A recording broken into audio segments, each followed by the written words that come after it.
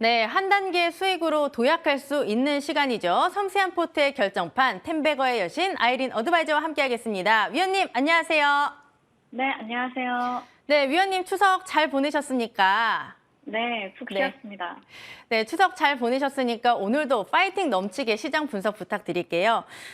추석을 잘 쉬고 왔는데 시장도 좀 회복을 하고 온 것 같습니다. 특히 오늘 삼성전자나 SK 하이닉스 등 시가총액 상위 종목들의 흐름이 굉장히 좋습니다. 다만 중요한 거는 좀 연속성이 아닐까 싶은데요. 위원님은 오늘 시장을 어떻게 보고 계시는지 굉장히 궁금합니다. 네, 미국 시장에 우리가 이제 휴장일 때, 연휴를 맞았을 때 좀 강세인 분위기를 우리가 또 만끽하지 못한 게 좀 아쉽긴 하지만요.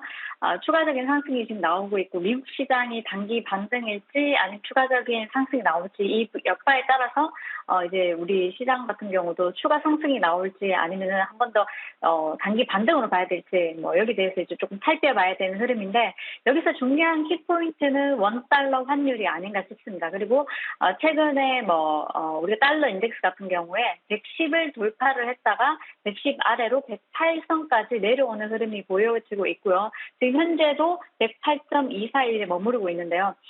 이제 달러 인덱스 같은 경우에 최근에 골드만삭스에서 달러 인덱스 강세는 어느 정도 진정 국면에 들어설 수 있다, 이런 리포트가 나왔습니다. 거기에 대해서 이제 세 가지 언급이 되고 있는데, 첫 번째는 이제 우리 유럽 같은 경우에 유로존의 CPI나 이런 것들 계속 좋게 나왔었는데, 이름으로 인해 가지고 이제 어느 정도 물가 인플레이션을 잡기 위해서 뭔가 단행을 하겠다고 했습니다. 이번에 우리가 쉬는 중에 75bp를 금리 인상을 단행을 했는데 불구하고 앞서 또 이제 10월 달에 다시 한 번 더 75bp를 인상할 것을 논의를 하겠다고 했습니다.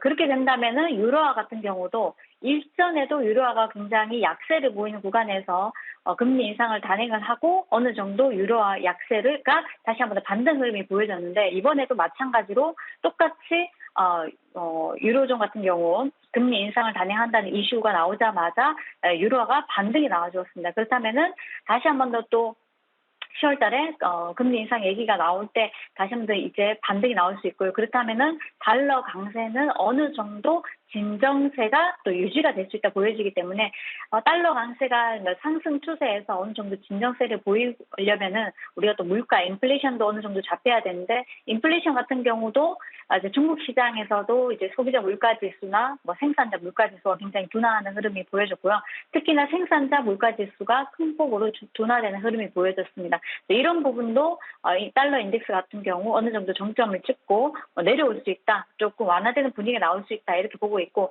최근에 또 엔화도 달러 대비 엔화가 굉장히 약세를 보였는데, 이것 역시도 마찬가지로 이 엔화 약세 같은 부분도 구로다 총리가 구조로 개입을 하겠다, 이렇게 밝히면서 한 번 더 이제 조금 반등이 나오자는 흐름이 보여졌고, 이 부분도 조금 더 이제 이어질 수 있다, 이렇게 보여지기 때문에 달러 강세로 인해서 최근에 많이 올라왔던 자동차 대표주 같은 경우는 오늘 같은 경우는 강달러가 조금 약한 흐름을 보이다 보니 조금 차익 매물이 좀 나오는 흐름도 보여지고요. 또 어느 정도 이제 이쪽은 조금 더 내려간다면 다시 한 번 더 관심 있게 보시면 어떨까. 제가 어제 같은 경우도 특집 방송을 통해서 이제 여러분들께 강달러 현상이 어느 정도 진정이 되게 되면은 자동차주들이 굉장히 강달러 수혜주로 많이 올라왔지만 어느 정도 차익 실현 물량이 나올 수 있다고 말씀드렸는데, 안 갔던 저가 종목, 낙폭 과대 저가 종목들이 만약에 좀 움직이는 반면에 올라갔던 종목들은 오히려 매도가 좀 나온다는 점, 이 점 참고하시면서 매매하시면 좋을 것 같고요. 지금 원달러 환율 같은 경우 1370원 초반까지 이렇게 하락세가 나오면서 1400 돌파하는 거 아니냐 했는데, 단기적으로 오는 흐름은 조금 밀어내는 모습이 보여지고 있습니다. 이제 이런 점도 이제 시장에서 좀 긍정적으로 볼 수 있고요. 또 미국에서 8월 CPI가 이제 발표가 이제 오늘 밤에 이제 발표가 되는데, 어느 정도 정점을 찍고 완화될 것이다, 이렇게 보고 있습니다. 앞서서 전망치가 8.0에서 8.1까지 내놓고 있었는데 그 이하로 또 보고 있기 때문에 좀 더 낮게 나온다면 시장은 좀 더 이제 금리 인상 부분에 의해 이번 달이야 미국에서 금리 인상 부분이 조금 75bp 확정되어 있지만은 오히려 물가 지표가 굉장히 좀 낮게, 생각보다 둔화되는 흐름이 보여지고 낮게 나온다면은 또 50bp 단행하지 않을까 하는 아니면 그 95bp가 어느 정도 지금 현재는 90%지만은 한 70%, 60%대로 또 내려갈 가능성도 있지 않을까 이렇게 얘기를 하고 있습니다. 그런데 이제 이번 달은 75bp 단행을 할 것이라고 보고 있고요. 10월 달, 11월, 12월 해가지고 꾸준히 이제 금리 인상은 단행은 하지만은 뭐 50bp, 25bp 점진적으로 좀 낮게 그리고 천천히 낮게 이번 연도까지 이렇게 예상하고 있으니까요. 너무 부정적으로도 보지 말자. 다만 이제 미국 시장이 한 4일 동안 지속적으로 상승이 나왔기 때문에 한 번 또 쉬어갈 수 있다는 점 참고를 하시면서 대응하시면 좋겠고요. 오늘은 상승장을 만끽을 하자. 그리고 오늘 또 새로운 또 주도 테마가 또 형성이 되었습니다. 그런 쪽으로 조금 더 관심 있게 바라보시면 좋을 것 같고요. 또 이제 우크라이나 반격으로 인해서 러시아 같은 경우 하르키우에서 철수를 결정했다고 합니다. 이제 키이우 이후에는 최대의 이제 패배를 기록을 했다 이렇게 나오고 있는데 이런 여파로 인해서 또 전쟁 종식 기대감이 좀 한껏 이렇게 확대되는 흐름이다. 대신에 또 걱정스러운 부분은 러시아가 에너지를 가지고 다시 한 번 더 쥐었다 폈다 하면서 흔들 가능성도 있다는 겁니다. 그래서 이 두 가지 또 참고하시면서 이렇게 매매하시면 좋겠고요. 그래서 이제 뭐 오전 시장 전반적으로 좋았고 오후 시장까지 이런 흐름이 이어질 것으로 보이고요. 주 초반에는 이런 흐름이 이어지다가 주 후반에 들어서 또 다시 뭐 약간 시장이 상승이 좀 둔화되는 흐름이 보여질 수 있으니까 단기 수익을 잘 챙기면서 매매를 하시는 전략이 유효하지 않나 싶습니다. 네, 시장 분위기뿐만 아니라 쉬는 동안 놓칠 수 있었던 이슈까지 위원님과 점검을 해봤습니다. 이렇게 위원님과 시장을 체크를 해봤고 일단 오늘 상승 분위기를 만끽을 해보죠. 위원님의 오늘 특징주 알아보도록 하겠습니다. 자, 오늘 우리가 장중에 동국제강을 이제 한 차례 공략을 해서 오늘장 VIX 들어가고 살짝 윗골로 달린 흐름이 보여주는데요. 자, 동국제강 같은 경우도 사실은 14,000원 이하에서 과매도 구간까지 좀 이어졌습니다. 최근 최강주 흐름이 굉장히 안 좋았는데요. 우리가 이런 상승장에서 봐야 할 것은 낙폭 과대 종목들을 좀 보시는 게 어떨까 싶습니다.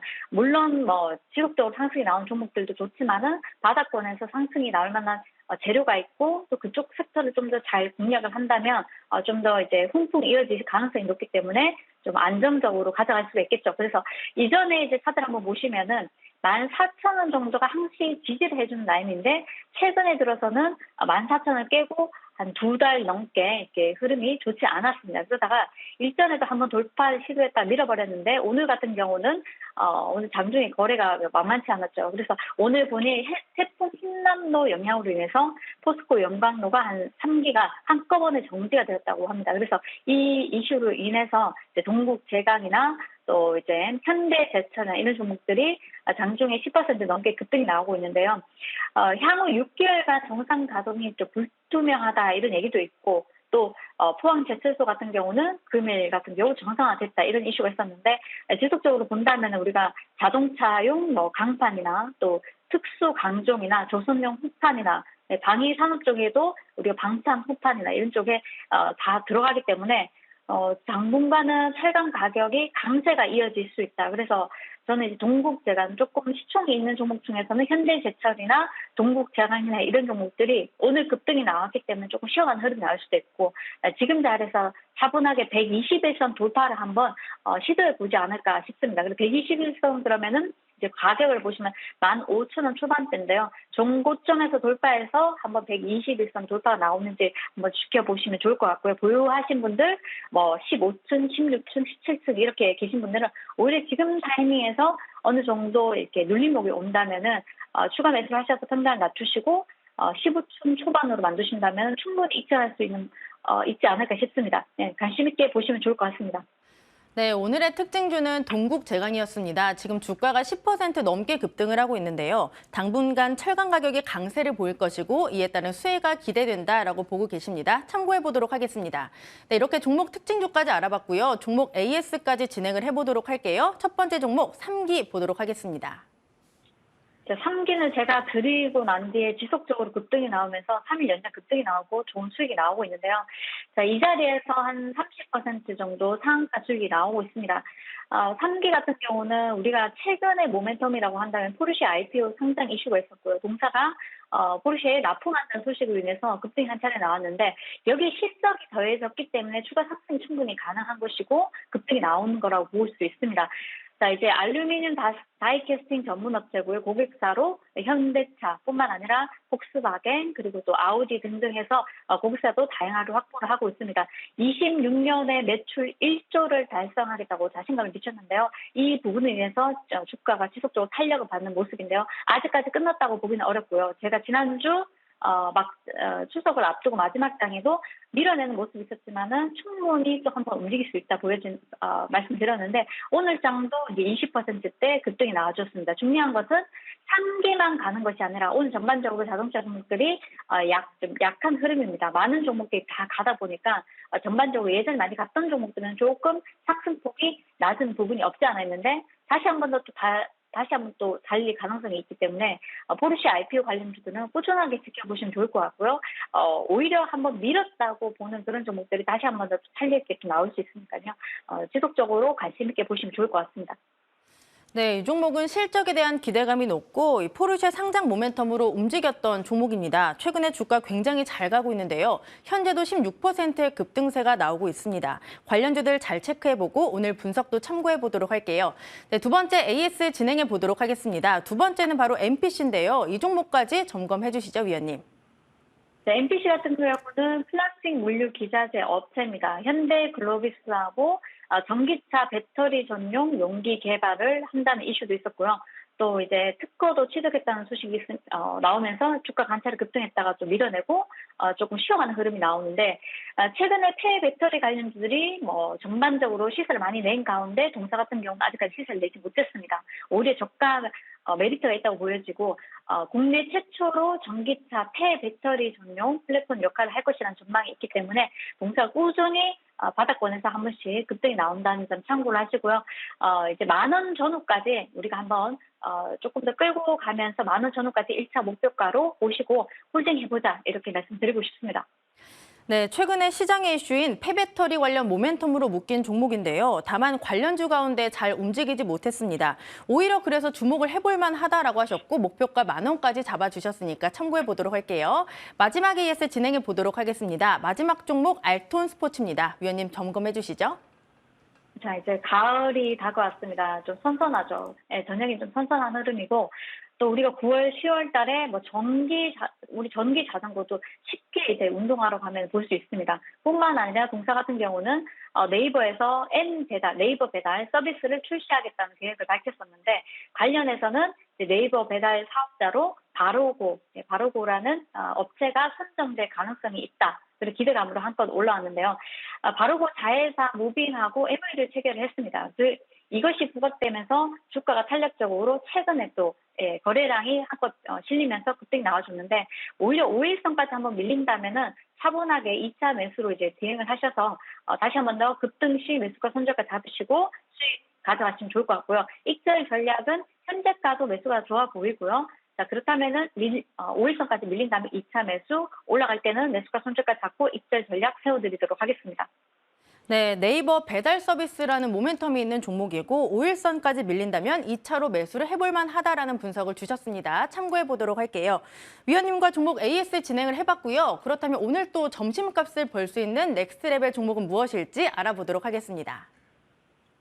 자, 오늘은 철강주들의 굉장히 좋은 흐름이 나오고 있습니다. 그래서 철강주 전반적으로 우리가 오늘은 중성 철강주들도 몇 종목이 움직이는 흐름이 보여지는데 일단 대형 철강주들이 움직임이 한번 순환매가 돌면서 쉬어가는 구간에서는 또 중성 철강주 쪽으로 순환매가 돌 수 있고요. 철강 가격 관련해서는 당분간 좀 강하게 시세가 좀 나올 것이다. 그래서 동사 같은 경우 하이스틸을 제가 지난번에 추천해드리고 밀어내면서 정확하게 그 다음날 23일에 여러분들께 제가 장중 방송을 통해서 저점을 찍고 반등할 것이라 말씀드렸는데 10% 이상 급등이 나와줬고요. 이어서 이런 자리에서 추가 매수를 하셔서 4,300원을 확보로 하시면 충분히 익절 가능하다고 말씀드렸습니다. 그 다음날 4,300원 정확하게 일단 고점이 4,300원 이렇게 만들어줬고요. 그 다음에 쉬어가는 흐름이 나오고 재차 밀어내기도 했지만은 다시 한 번 더 4,480원까지 급등이 나와주었습니다. 그리고 이내 좀 밀어버렸지만 지금은 다시 한 번 더 철강주, 중순 철강주 중심으로 또 한 번 우리가 지켜봐야 되는 분위기고 이제 중요한 것은 동국제강이나 현대제철 이런 종목들도 가겠지만은 오히려 중소형 관련주들이 철강 관련주들이 다시 한번 움직일 수 있는 모멘텀이 만들어졌기 때문에 다시 한번 혹시나 위에서 물려 계시다 하시는 분들은 지금 자리에서 평단을 4,600원, 700원 정도 확보를 해주신다면 충분히 한 번 더 시세를 냈을 때 익절 가능하지 않을까 싶으니까요. 하이스틸 관심 있게 지켜보시면 좋을 것 같습니다. 매수가는 현재가에서 4,200원, 목표가는 4,800원, 손절가는 전 저점 3,900원 이탈시 손절가 제시해 드리도록 하겠습니다.